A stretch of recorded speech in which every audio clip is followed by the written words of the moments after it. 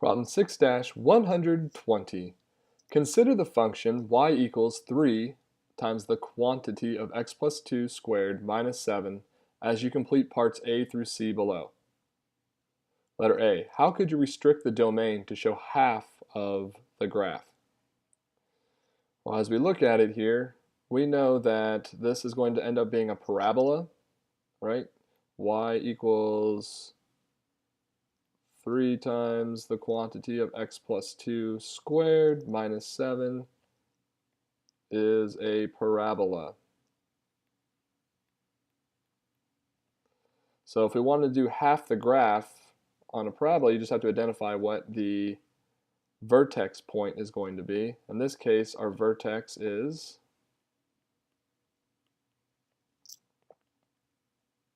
-2, -7. So I'm going to bring out my calculator here and graph it so you can kind of see what I'm talking about. I've already got it typed in here. So when I graph it, you'll see, get my parabola there. So if I wanted to restrict the domain, so I only had half of my parabola here, okay, when I take it and I restrict it there, I want to start halfway, so I got to start at the vertex. So I got to think about it, everything from this side over to the right. You know what, let's do this. Let's pull this out so we can actually write on it a little bit here. Thank you, Mr. Calculator. Goodbye. So if I wanted to restrict the domain, I could look at my vertex here, right? My vertex here. So my vertex is at the point -2. So this side of my parabola contains all points that are greater than or equal to -2.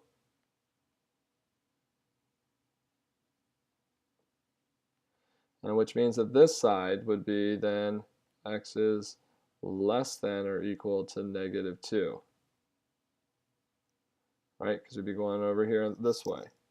So it says, how could you restrict the domain to show half of the graph? Well, you take your vertex point and you either make the points greater than the x-coordinate of the vertex, or you take it and you make them less than the x-coordinate of the vertex there. So I guess we should probably write that out here. To restrict the domain,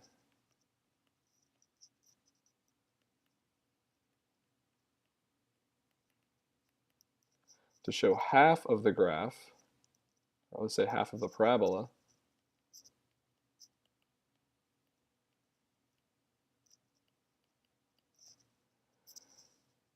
so then we're going to either say, let x be greater than or equal to the x-coordinate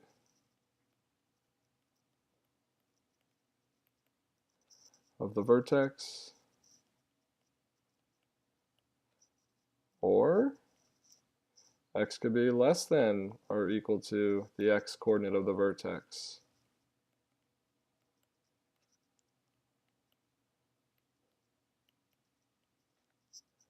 Okay, so in this case here, we're talking about it would be x is greater than or equal to -2, or you could use x is less than or equal to -2. And the reason we can do either of them there because there's two halves, and it doesn't tell us which half we want to restrict. So, letter B, find the equation for the inverse function for your half graph. All right, so as we look to create the inverse, let's first create the inverse equation for this entire parabola here. So let's do this here. Let's do letter B here. We're going to have y equals 3 times the quantity of x plus 2 squared minus 7. Remember, there's a couple ways you could do this. You could name off everything that's happening to x in order of operations and then go backwards and undo them. Sometimes you have to be careful though when you have something that's being squared there.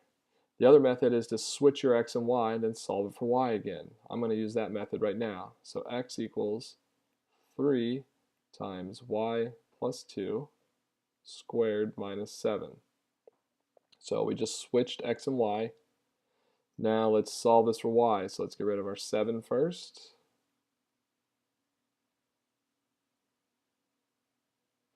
Let me move this down a little bit so we're not squeezing everything in.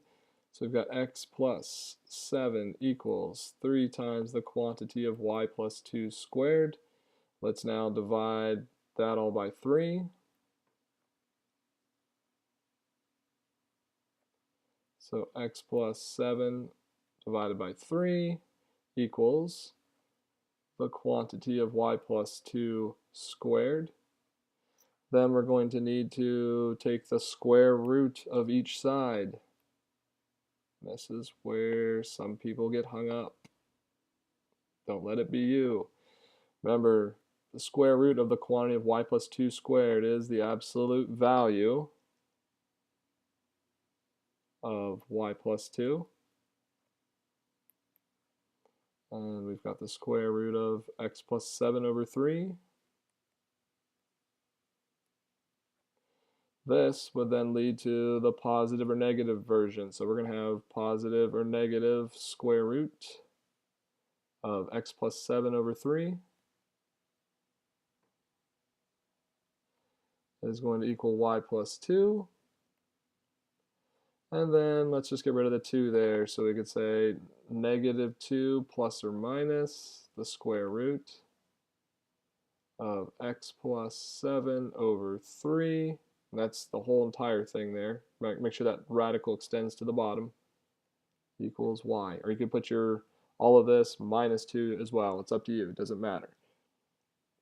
So this is the equation of the inverse for both of them. Okay, this is for both. Now, if we were looking at our graph here that we had here again, we've got this side has our restriction of x is greater than or equal to negative 2. So if we're going to say this side, the equation y equals 3 times the quantity of x plus 2 squared minus 7. This one has the domain as long as x is greater than or equal to negative 2. Well, when we take this here, and remember when you graph your inverse, right, it's going to be a reflection over the line y equals x. So that line would end up being through here.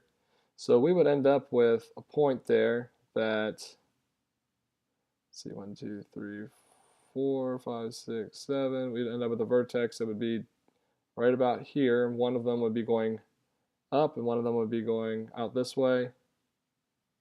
So it's going to kind of look something like that. It's not drawn perfectly. I'm just kind of sketching it in there. So remember, the positive one here, the positive one is going to end up being this one. That actually probably should have intersected here, my mistake, but this positive one on top will be the one here, because these are the ones that are closer to that line of symmetry, and then the other one here would be the one that's farther away from it. So in this case here, if we said negative 2 plus the square root of x plus 7 over 3 equals y, that is the equation for this one. So this is the inverse for the one with this domain. If you do the other one here with x is less than or equal to negative 2, still has the same equation there.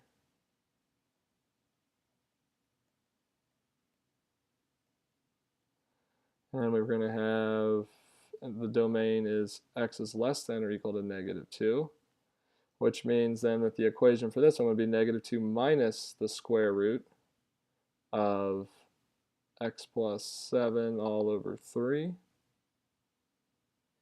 equals y. This is the inverse for this one. Okay, remember, because this is not a function, it needs to be written as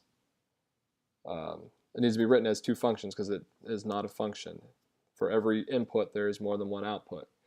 So it says, what are the domain and range for the inverse function? Well, remember, if you know the domain and range for your original functions, you can just take them and flip them. So let's see here. For our blue one, let me get this black one out of the way here so we can read it. Let's just set it aside or delete it here for a second. If we need to draw it back in, we can. Okay, remember that point is right there though. So our domain for our original up here, and we'll do that in red up here. So our domain for this one, actually this is the domain, right? This is our domain for our regular function. The range, well, this is the lowest point here at -7, so the range is going to be y is greater than or equal to -7. That is our range. On this side, this is our domain already. Our range, think about it, well, it's going to be the same as this one, isn't it? Y is greater than or equal to -7. Now our domains for our inverses here,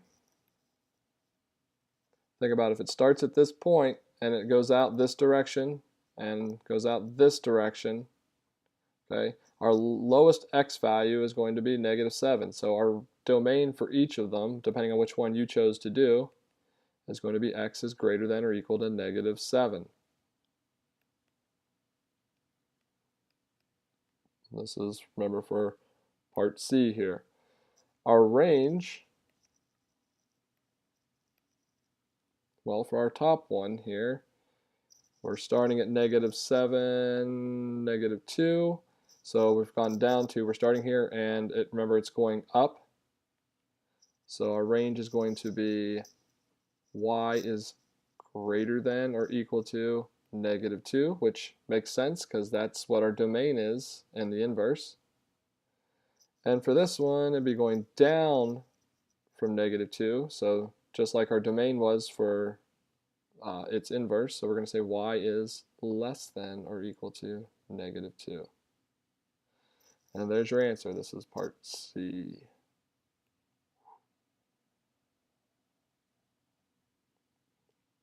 That says C, by the way. All right, so this is problem 6-120. Hopefully this helped you with any questions you had. If you have other questions, make sure you get help from your teacher or go visit Math Help. Thanks for watching.